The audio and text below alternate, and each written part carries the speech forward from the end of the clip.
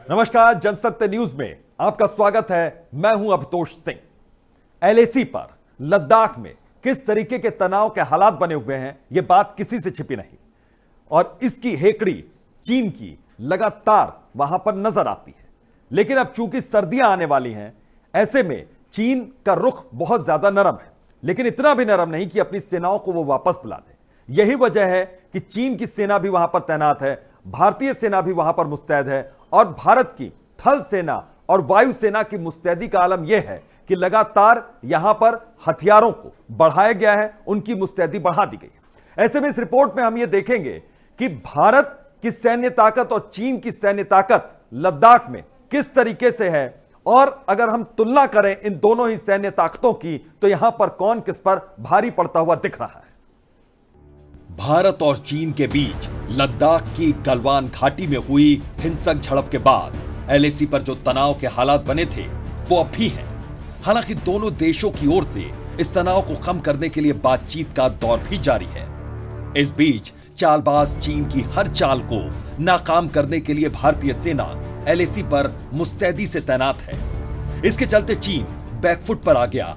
इससे पहले एलएसी पर चीन लगातार अपनी नापाक हरकतों के चलते घुसपैठ की कोशिश कर रहा था, जिसे भारत ने नाकाम कर दिया था। इसके अलावा भारत ने लद्दाख में युद्ध और रणनीति के हिसाब से काफी अहम माने जाने वाली पहाड़ियों पर भी कब्जा किया। एलएसी पर चीन की हेकड़ी भी लगातार दिखी, लेकिन अब चीन के नरम रवैये का सबसे बड़ा कारण यह भी है कि सर्दियां आने वाली हैं और ऐसे में चीनी सेना एलएसी पर भारतीय सेना का मुकाबला करने में सक्षम नहीं रहेगी। इसके अलावा भारत ने चीन की हर चाल का मुंहतोड़ जवाब देने के लिए एलएसी पर जो हथियार तैनात किए हैं वो भी लद्दाख के सर्द मौसम में चीन की सेना को मुंहतोड़ जवाब देने के लिए काफी है।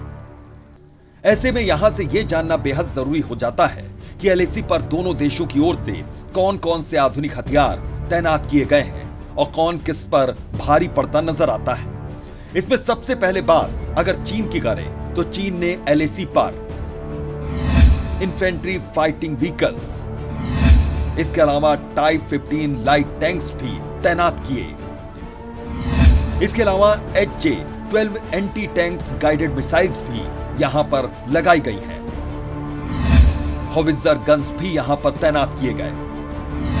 इसके अलावा NAR-751 light machine gun, W85 heavy machine gun, AMR-2 anti material sniper rifles भी यहां पर लाई गई हैं।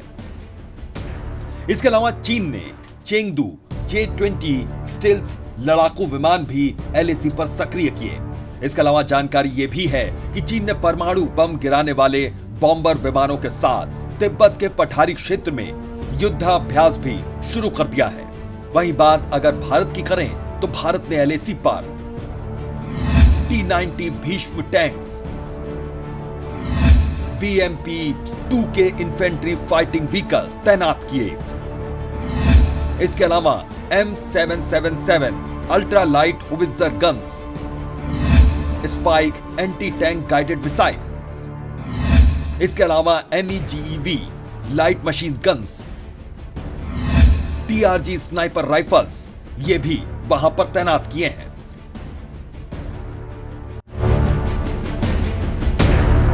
भारतीय थल सेना के अलावा भारतीय वायुसेना भी एलएसी पर अपनी मुस्तैदी लगातार बढ़ा रहा है।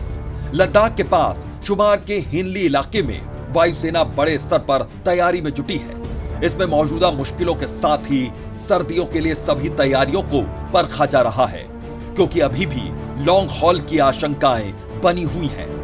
भारतीय वायुसेना ने एलएसी पर सुखोई 30, MiG-29, मिराज 2000, चिनूक और अपाचे हेलीकॉप्टर्स को पहले ही चीन पर नजर रखने के लिए तैनात किया और अब राफेल लड़ाकू विमान भी चीन पर नजर रखने के लिए उड़ान भर रहा है।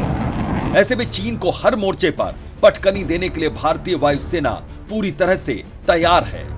भारतीय थल सेना की मुस्तैदी भी दिख रही है। पिछले 5 महीनों से एलएसी पर जारी इस विवाद के बाद अब सर्दियां भी आने वाली हैं।